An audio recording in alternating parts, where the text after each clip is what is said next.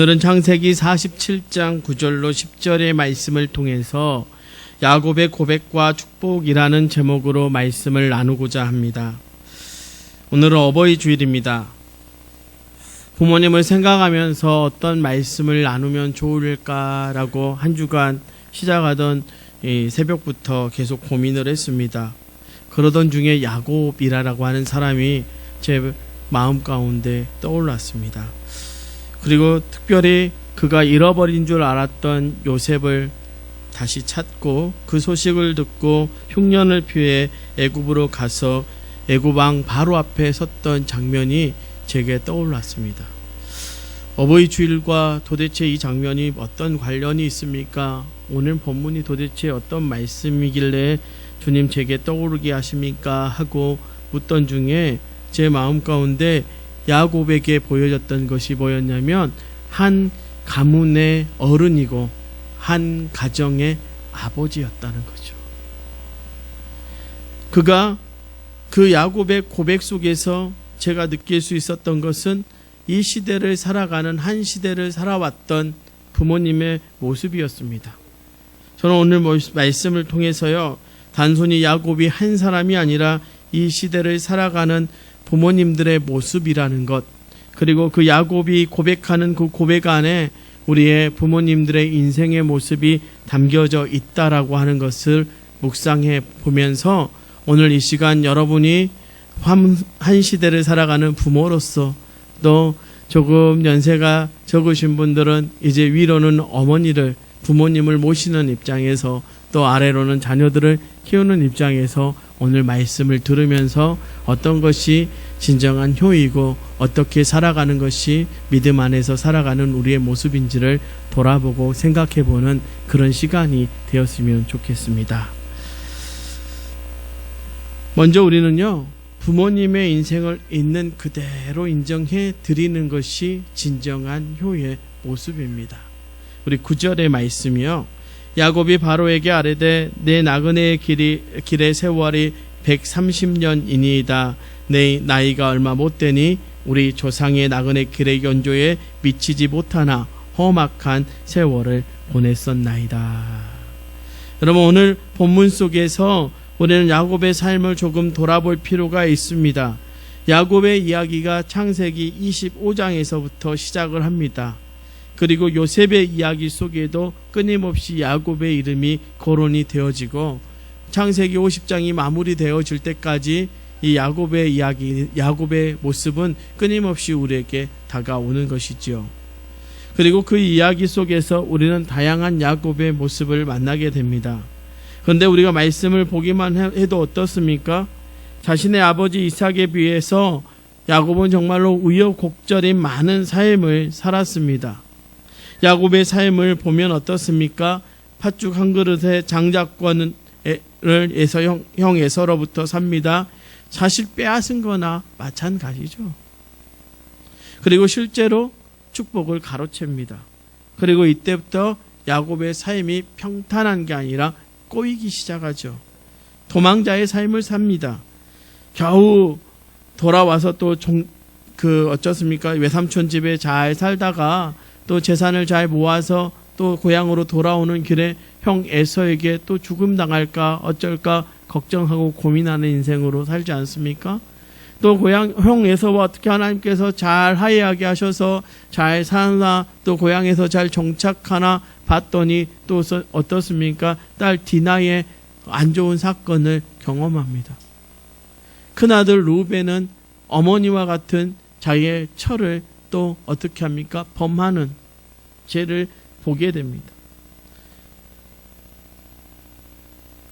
또 사랑하는 아들, 내가 뭡니까? 채색 옷을 입혀 키웠던 그 아들이 어떻게 돼요? 죽은 줄 알고 평생을 이제 남은 생애를 살아가지 않습니까? 남아있는 자식들이라도 효를 다해야 되는데 그렇지 않는 유다는 어떻습니까?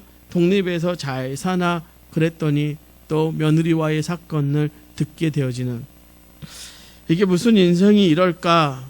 그리고 인생을 마무리해야 되는 그 시기에는 또 흉년 때문에 걱정하고 고민해야 하는, 마음이 아닐 때쯤 그는 하나님의 구속의 은혜로 요셉을 통해서 다시 한번 그 가정이 구원받게 됩니다. 그리고 말년에 잃어버린 줄 알았던, 죽은 줄 알았던 아들을 만나게 된 야곱. 그 야곱이 오늘 바로 앞에 서는 것입니다. 그리고 무슨 말을 할까요? 바로가 이전에 묻습니다. 당신 내 나이가 얼마냐?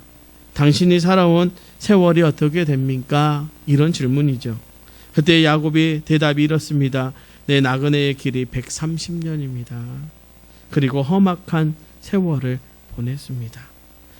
자신들의 조상에게는 미치지 못하지만 130년이라고 하는 험악한 나그네 세월을 보냈다고 말합니다. 여러분, 그냥 130년 살았습니다. 제 나이가 130년, 13학년 정도 됩니다. 이렇게 말해도 되는데 뭐라고 말해요? 굳이 험악한 세월을 보냈다라고 합니다. 사실 이해가 되지 않을 수도 있습니다. 뭐 그렇게 처음 만난 바로에게 그런 말을 할까? 그러나 그 한마디에 야곱의 인생이 담겨져 있는 것이죠. 험악한 인생에서 아들까지 잃어버린 줄 알고 살았으니 그 삶이 얼마나 퍽퍽하고 힘들고 괴로웠겠습니까? 근데 바로의 반응이 어떻습니까? 본문 속에는 아무런 말이 나와 있지 않습니다. 하나님께서는 어떻게 했습니까? 마찬가지로 그렇습니다. 그렇다면 우리가 상상해 볼 수 있는 것, 제가 오늘 본문 말씀을 묵상하면서 상상되어진 바로의 행동이 어땠을까? 제가 험악한 세월을 보냈습니다 할 때 바로 왕은 그 어르신의 모습을 보면서 고개 끄덕여 주지 않았을까요? 맞습니다.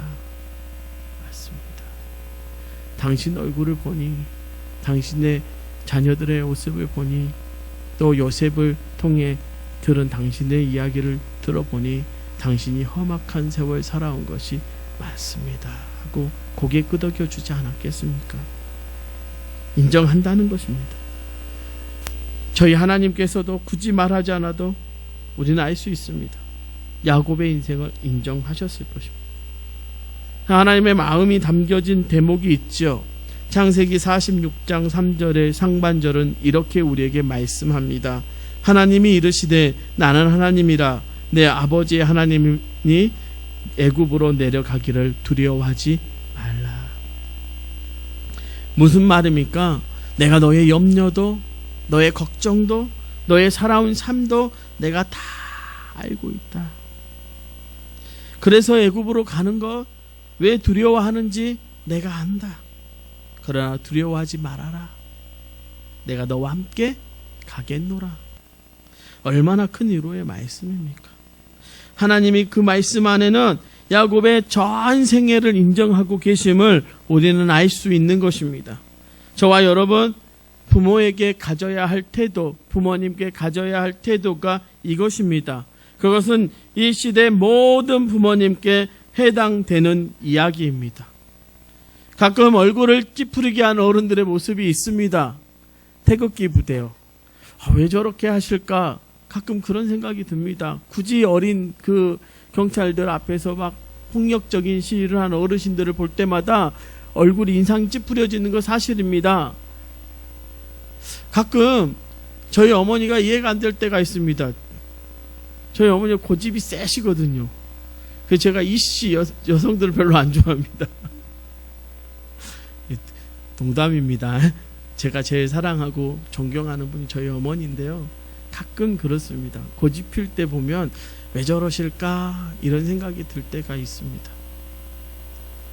그런데 말씀을 보면서 그런 생각이 들었습니다. 태극기 부대 어르신들 전쟁을 겪으신 분들입니다. 전쟁 세대죠.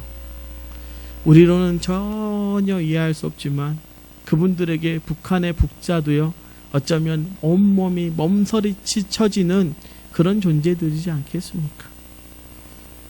강제징용 당하신 어르신들 어떻습니까? 저도 그분들의 편에 서서 있지만 때로는요, 아이고 이제 좀 끝내셨으면 좋겠다, 좀 마음 편히 놔버리시면 안 되나? 그 가구 메어서 사시는 것 아이고 힘들지 않나? 이런 마음이 들 때가 있습니다.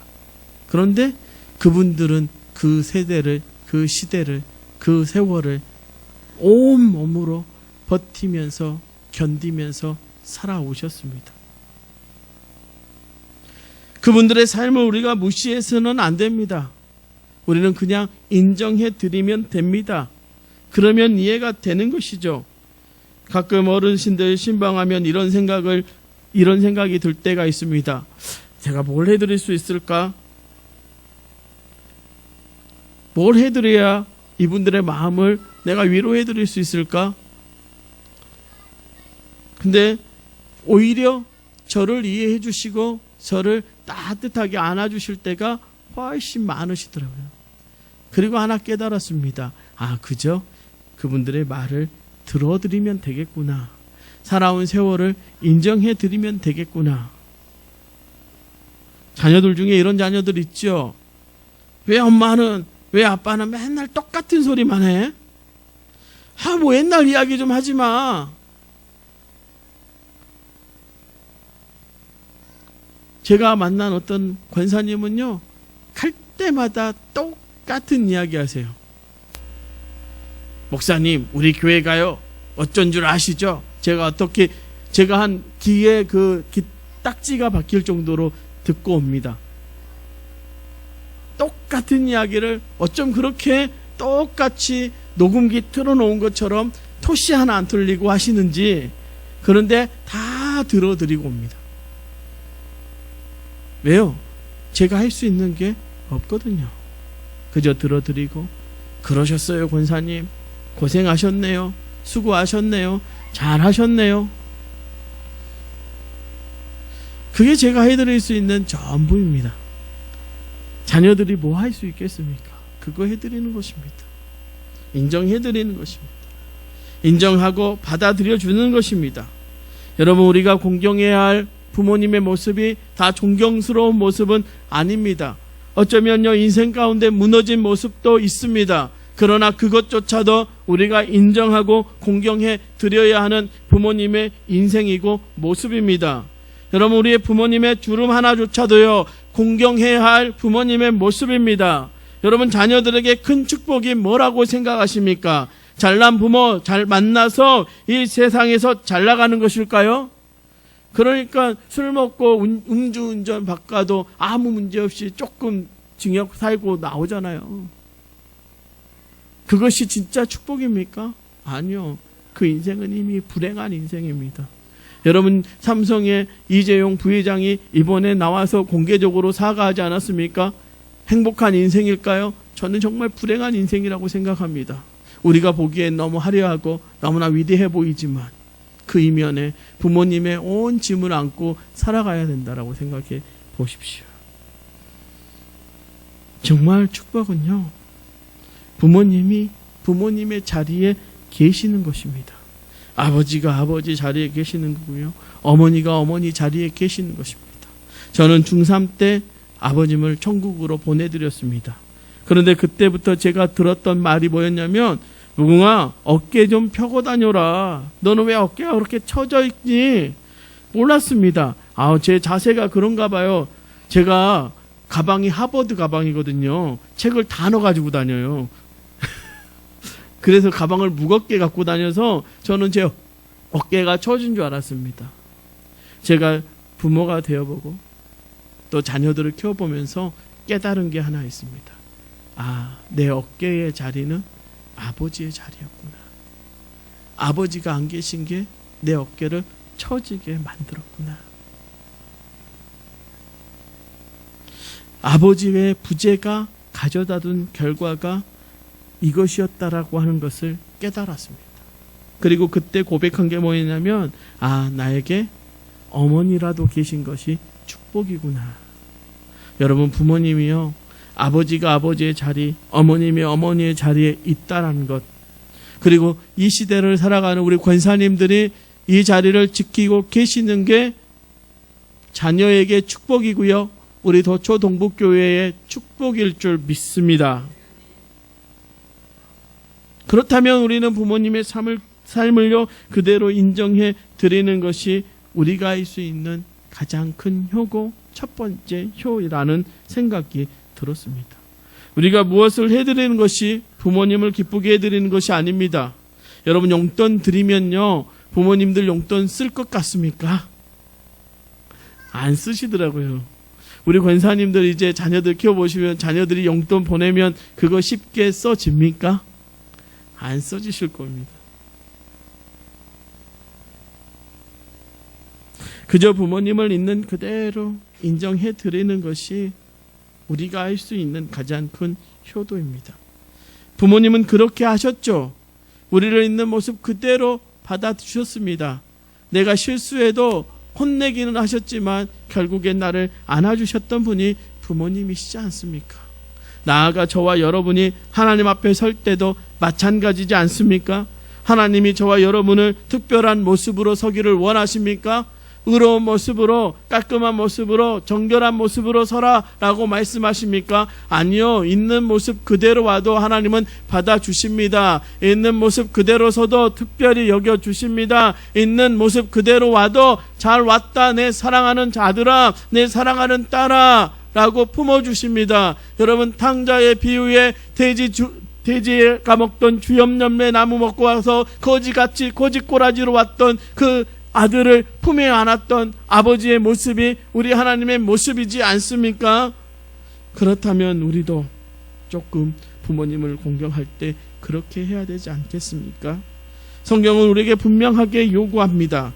부모님을 인정하지 않는 자녀들을 하나님께서 저주하신다고 하십니다. 신명기 27장 16절은 이렇게 우리에게 말씀하시더라고요. 그의 부모를 경홀히 여기는 자는 저주를 받을 것이라 할 것이요 모든 백성은 아멘 할지니라. 표준 세번역으로 이렇게 번역합니다. 아버지와 어머니를 업신여기는 자는 저주를 받는다 하면 모든 백성은 아멘 하십시오. 무슨 말입니까? 어떤 부모도 업신여겨 당하는 부모는 없다는 것입니다. 여러분, 부모님의 살아온 삶을 인정하지 않는 사람이 어찌 부모님을 존경하고 공경하겠습니까? 여러분, 우리의 공경에는요, 부모님의 살아온 모든 인생이 담겨져 있어야 하는 것입니다. 부모님의 갈라진 손, 굽어진 손가락, 굳은 살이 박힌 발, 부모님의 백발, 부모님의 모든 것이 우리가 인정하고 공경해야 할 것입니다. 잠언에는 이런 말씀이 있습니다. 잠언 20장 29절의 말씀에 젊은 자의 영화는 그의 힘이요 늙은 자의 아름다움은 백발이니라. 여러분, 그렇습니다. 이 땅의 부모님의 모든 것 백발마저도요 인정받고 존경받아야 할 모습입니다. 사랑하는 성도 여러분, 도초 동북교회에는 그런 부모님들이 너무나도 많습니다. 저는 목사이기 전에 오늘을 살아가는 자녀로서 그분들을 존경하고 사랑하려 합니다. 여러분, 여러분의 부모님을 그렇게 대해 드리시기를 부탁드립니다. 가수 싸이라는 가수의 노래 중에 아버지라고 하는 노래가 있습니다. 그 가사 중에 이런 가사가 있더라고요. 아버지, 이제야 깨달아요. 어찌 그렇게 사셨나요? 더 이상 쓸쓸해하지 마요. 이제 나와 같이 가요. 당신을 따라갈래요.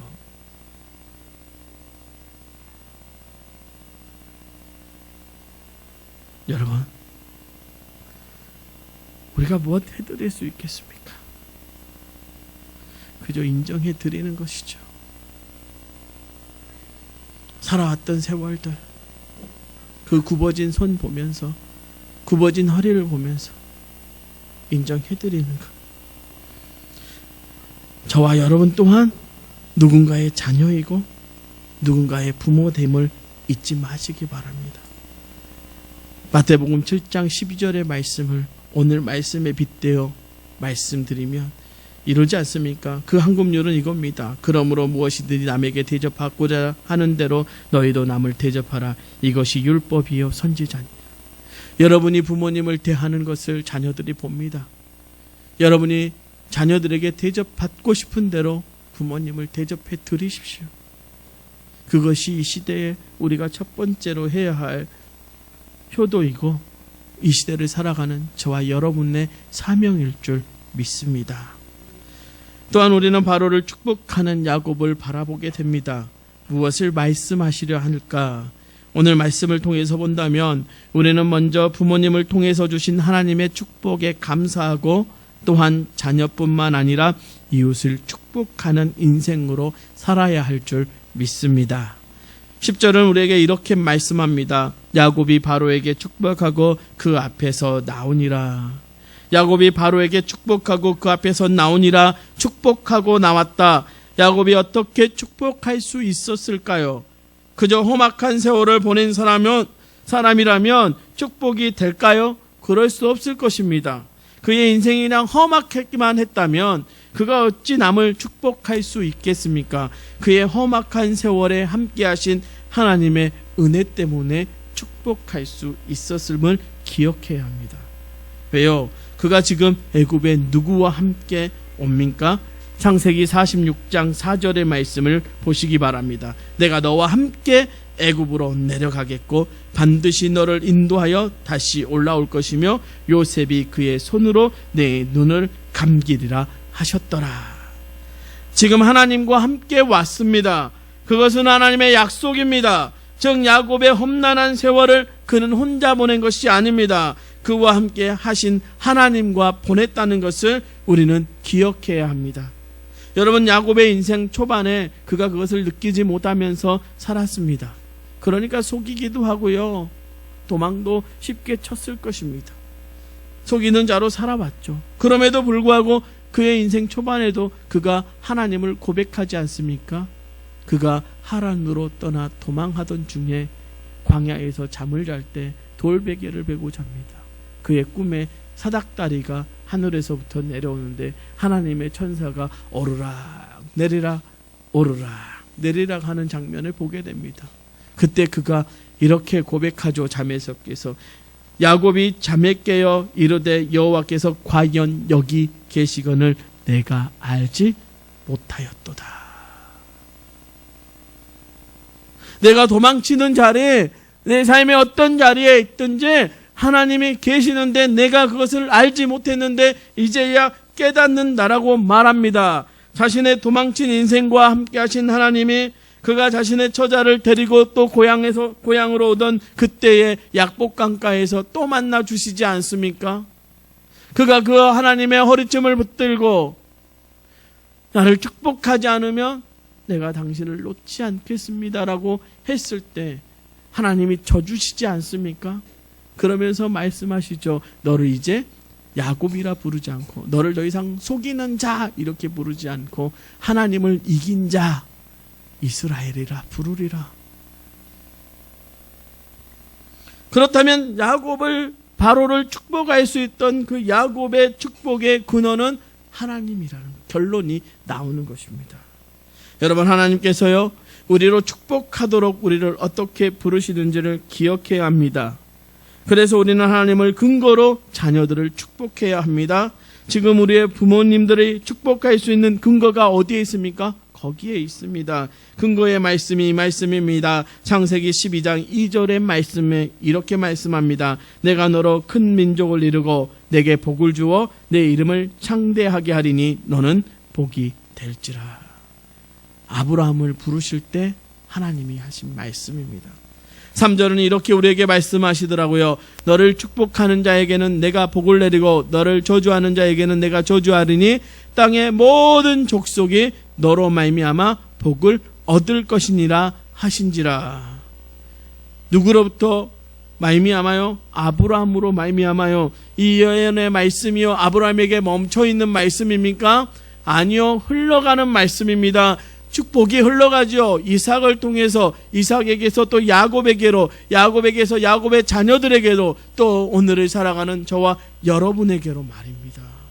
그러니 야곱이 오늘 바로를 축복한 것은 하나님의 은혜와 그 언약의 근거를 두고 있음을 우리는 알아야 하는 것입니다. 그것은 이어지는 야곱이 자녀들을 축복할 때도 마찬가지입니다. 누구를 근거로 축복합니까? 창세기 48장 15절 16절 말씀에 요셉을 축복하는 야곱을 보셔야 합니다. 그가 이렇게 축복합니다. 그가 요셉을 위하여 축복하여 이르되 내 조부 아브라함과 아버지 이삭이 섬기던 하나님, 나를 출생으로부터 지금까지 나를 기르신 하나님, 나를 모든 환난에서 건지신 여호와의 사자께서 이 아이들에게 복을 주시오며 이들로 내 이름과 내 조상 아브라함과 이삭의 이름으로 칭하게 하시오며 이들이 세상에서 번식되게 하시기를 원하나이다. 철저하게 누구의 이름으로 축복합니까? 하나님의 이름으로, 하나님을 근거로 축복하고 있습니다. 그것은 바로에게나 자녀들에게는 동일했습니다. 우리의 부모님들은 어떨까요? 자녀들을 축복하고 잘 되기를 바라죠. 왜 잔소리를 합니까? 잘 되라고요. 제가 이제 나이가 부록의 나이쯤 되니까 좀 부끄럽지만요, 가끔 엄마의 잔소리가 그리울 때가 있습니다. 제가 잘하는 것 같다고 생각하고 막 가는데 그 잘하고 간다라고 생각할 때 실수가 더 많더라고요. 그때 엄마가 잔소리 좀 해줬으면 어떨까, 이 생각이 들 때가 있습니다. 60년대 70년대 한국 경제의 부흥기 막 시작되어진 70년대 초반에 부모들이 얼마나 자녀들을 축복하기 원했으면 코를 풀 때도 이렇게 풀었대요. 흥해라, 흥해라. 아야, 아들, 아유, 흥 좀 해야. 그래서 우리나라가 흥했다는 이야기를 들은 적이 있습니다. 오죽했으면 그랬을까? 자녀들을 얼마나 사랑했으면 그랬을까? 여러분, 그래서 우리나라가 이 정도 그래도 살아가지 않겠습니까? 바로 그것이 부모님들의 마음입니다. 그래서 우리는 부모님이 해주시는 축복에 감사해야 합니다. 그리고 감사에 머물면 안 됩니다. 우리도 자녀와 우리의 이웃을 하나님의 주신 언약의 근거에서 축복해야 합니다. 나아가 예수님의 이름으로 축복해야 합니다. 그것이 우리가 해야 할 이 땅에서의 사명인 것입니다. 우리로 더불어 다른 이들을 잘 살도록 우리를 통해서 하나님의 축복이 흘러가도록 하는 것, 그렇게 살아가는 것이 저와 여러분의 사명임을 기억하시기를 부탁드립니다. 여러분, 요셉이 있음으로 그 주변이 복받는 인생이 되었던 것처럼 야곱은 어떠했을까? 마찬가지지 않습니까? 야곱의 인생을 살펴보면 그로 인해서 누가 축복받았습니까? 외삼촌이요. 창세기 30장 29절로 30절은 이렇게 말합니다. 야곱이 그에게 이르되 내가 어떻게 외삼촌을 섬겼는지 어떻게 외삼촌의 가축을 쳤는지 외삼촌이 아시나이다. 내가 오기 전에 외삼촌의 소유가 적더니 번성하여 때를 이루었으니 내 발이 이르는 곳마다 여호와께서 외삼촌에게 복을 주셨나이다. 뭐라고요? 내 발이 이르는 곳마다. 저는 축복합니다. 여러분의 발이 이르는 곳마다 하나님께서 축복해 주실 것입니다. 여러분이 밟는 땅마다 하나님이 축복해 주실 것입니다. 여러분, 돌아가서 자녀들에게 그렇게 축복해 주십시오. 네가 밟는 땅을 하나님이 축복해 주신다. 네가 밟는 그 발, 네가 건리는 그 곳마다 하나님께서 너와 함께 하신단다. 여러분의 이웃에게도 축복하십시오. 저와 여러분이 이래야 되지 않겠습니까? 부모님께서 해주시는 하나님의 축복을 감사함으로 받고, 나아가 이제 우리도 자녀와 이웃을 축복할 뿐 아니라 잘 되도록 하는 믿음의 사람이 바로 저와 여러분이 되어야 할 줄로 믿습니다. 이 마음으로 좀 말씀을 마치면서 그냥 오늘 아침에 이렇게 말씀 준비하다가 부모님 마음 생각하면서 들었던 노래의 가사말이 저에게 좀 크게 다가와서 이 가사말 읽어드리고 말씀을 마치고자 합니다. 양희은 씨가 불렀던 엄마가 딸에게라고 하는 가사의 그 일부에 이 젊은 가수 친구들이 랩을 하는데 이렇게 랩을 합니다. 엄만 그 누구보다 나를 사랑한다는 걸, 그래서 난 자신 있게 말할 수 있어 엄마처럼 좋은 엄마 되는 게 내 꿈이란 거. 말하지 않아도 다 알고 있다고 엄만 그 누구보다 나를 사랑한다는 걸. 그래서 난 자신 있게 말할 수 있어 엄마를 행복하게 해주는 게 바로 내 꿈이란 거. 자녀와 부모, 부모와 자녀에게 가장 큰 축복의 말이지 않겠습니까? 엄마가 사랑하는 걸 알아. 그래서 나도 엄마를 행복하게 해주고 싶어. 또 아버지를 따라가고 싶어. 아버지의 뒷모습을 쫓아가는 인생을 살아갈 거야 라고 고백하는 아들이 있다면, 나는 엄마 같은 엄마가 될 거야 라고 말해주는 그런 딸이 있다면, 그리고 그런 엄마를, 그런 부모님을 행복하게 해주는 게 꿈이라고 말하는 자녀가 있다면, 나아가서 내가 어떤 잘못을 해도 이 세상에서 내 편 되어줘서 나를 축복해주는 부모님이 우리에게 계시다는 것. 그것이 저와 여러분의 축복입니다. 그리고 이제 그 축복을 가지고 사랑하는 자녀들과 이웃들을 축복하는, 그리고 아버지 하나님의 마음으로 이웃을 축복하는 저와 여러분 되시기를 간절히 축원합니다. 기도하겠습니다. 주님, 어버이 주일입니다. 우리에게 부모님이 그 자리를 굳건하게 지켜주시는 것이 우리에게 축복인데, 그것을 우리가 잃어버리고 살았습니다. 이제 다시 깨달아 알게 하여 주시옵시고, 어버이 주일뿐만 아니라 우리의 인생 속에서 부모님을 늘 사랑하고 존경하고 부모님의 인생을 우리의 삶으로 받아들이게 하여 주시옵소서. 또한 부모로서 자녀들 앞에 그 자리를 굳건하게 지켜가게 하여 주시옵시고, 특별히 믿음의 자리, 그 믿음을 전수하는 그 자리를 지켜갈 수 있는 우리 모든 성도들이 되게 하여 주시옵소서. 주님, 부모님의 축복으로 우리가 이만큼 살아왔습니다. 이제 우리도 그 축복을 우리의 자녀들과 이웃에게 전할 수 있는 복의 통로가 되게 하여 주시옵소서. 우리를 사랑하시고 우리와 늘 함께하기 원하시는 예수님 이름으로 간절히 기도하옵나이다. 아멘.